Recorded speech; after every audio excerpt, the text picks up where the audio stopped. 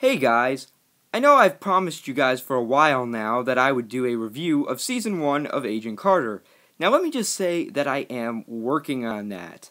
However, seeing as Daredevil comes to Netflix in only a short time, I decided to review Fox's first attempt at a live-action Daredevil.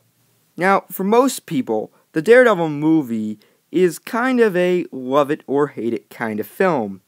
Those who thought it was good actually thought it was great, and those who thought it was bad actually thought it was horrific. But that's not really the case for me. For me, I kind of have mixed feelings on it. I thought it was okay. I mean, I'm gonna be talking about the pros and cons in this video about Daredevil. And by the way, this is coming from a lifelong Daredevil fan. He's actually my second favorite Marvel superhero behind Spider-Man. Now, most of the love-hate relationship that fans have with this movie mostly sparks from the cast. Yes, it is pretty much a love it or hate it type of cast. Now, personally, I thought the cast did pretty well. The only person who I thought was miscast, the only character who I thought was miscast was Bullseye. I think that Colin Farrell kind of overplayed it as Bullseye. It was a little bit too goofy. But I think that I really did like, I thought Ben Affleck did a really good job as Daredevil. And at the time, this was something different from, what Ben Affleck would usually do. Because usually Ben Affleck would be doing either comedy or romance type of films. He was kind of like, he was kind of like a Tom Cruise-ish type of actor. And at the time, now obviously things have changed because he's won an Oscar and he's about to play Batman. But at the time, it was kind of like, it was very much like, it was very much like, something you hadn't seen him do before. But Jennifer Gardner, I don't think Jennifer Gardner was the best person they could have cast, but I still think she did a sufficient job. And personally, I thought the best performance, a lot of people hated it, but I personally thought the best performance came from Michael Clarke Duncan as Kingpin. Now, a lot of people complain because in the comics, Kingpin is white and Michael Clarke Duncan is black, and also, rest in peace, Michael Clarke Duncan, because since the release of the movie, Michael Clarke Duncan has died.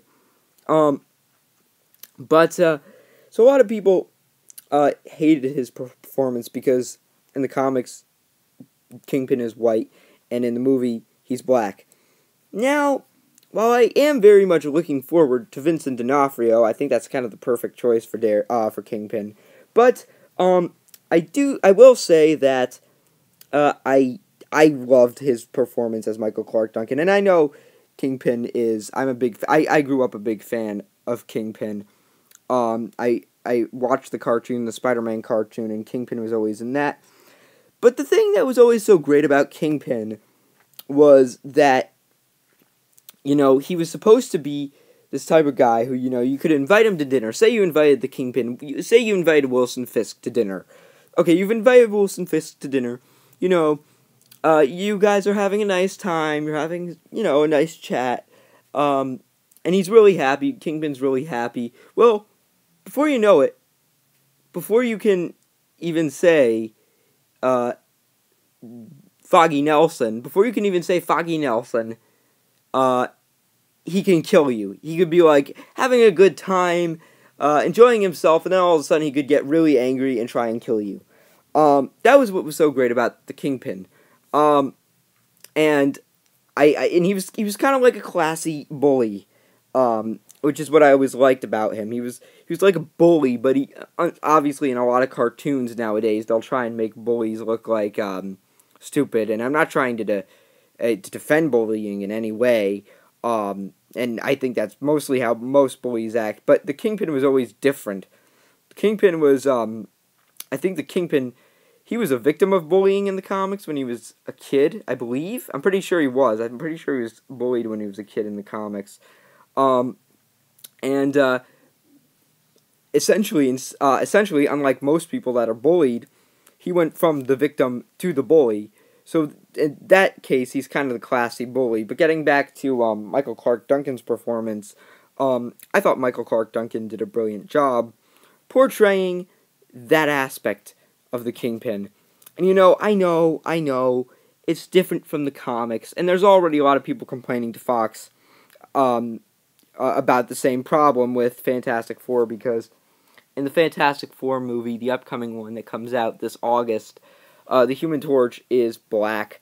But I mean, if you're an actor portraying a character of another race, and you still nail the essential qualities that character has, that's fine by me. I don't care. I totally fine if you play that role then. And I thought Michael Clarke Duncan portrayed the aspects of Kingpin brilliantly. Brilliantly. Now, obviously, with that being said, I just can't wait for Vincent D'Onofrio.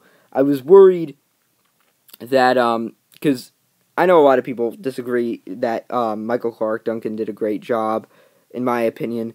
But, in my opinion, when I heard they were doing a Netflix series, I was like, well, if they're putting Kingpin in this, they're going to have some big shoes to fill. And I didn't even think of Vincent D'Onofrio. I thought of a lot of people that could play Kingpin. I never thought of Vincent D'Onofrio. But once they announced it, I was like, this is perfect. So yeah, that's my opinion on the cast. But another pro would have to be the tone. I really thought the movie did a good job of capturing the tone of Frank Miller's Daredevil, which was very dark and gritty. And I know in the original comics, they had, it was a rather campier tone. I was never a big fan of the original classic Daredevil comics. I know it was a big deal when, they were published. And I know they couldn't have really done anything dark at the time, considering that, the Comics Code of Authority. But, I never really liked them. Not really because they were campy, but it felt like they never really established any type of tone for them. It felt like every other superhero, even though some of that superhero stories were campy, they would always establish a certain tone for that superhero's comics. They never really established any tone for the original Daredevil comics. It was really Frank Miller who really reinvented and established Daredevil more so. And I know a lot of people hate Frank Miller for All-Star Batman, but I really think that he did a great job with Daredevil. And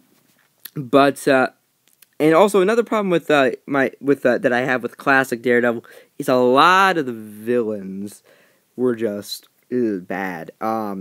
Like there was a villain that dressed up as a frog. I believe that was like Leapfrog or something like that. Yeah, I didn't really like him. He dressed up as a frog a lot. I didn't get that. Another character who I didn't like. Another villain that I didn't really like was what's his name?